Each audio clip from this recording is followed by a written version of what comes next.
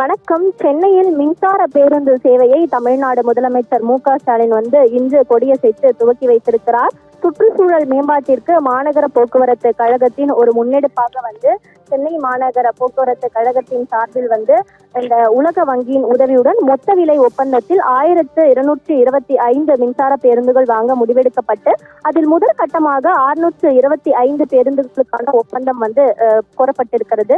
மேலும் இதன் 625 பேருந்துகளில் முதல் கட்டமாக 120 தாழ்தள மின்சார பேருந்துகளை முதலமைச்சர் மு.க.ஸ்டாலின் சென்னை வியாசர்பாடி படிமனையில் இருந்து நேரடியாக கொடியசைத்து துவங்கி வைத்தார்.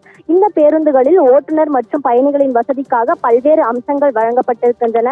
மேலும் பயணிகளின் பாதுகாப்பு நலன் கருதி சிசிடிவி கேமராக்கள் ஆகியவை நவீன வகையில் இந்த பேருந்து வடிவமைக்கப்பட்டிருக்கிறது.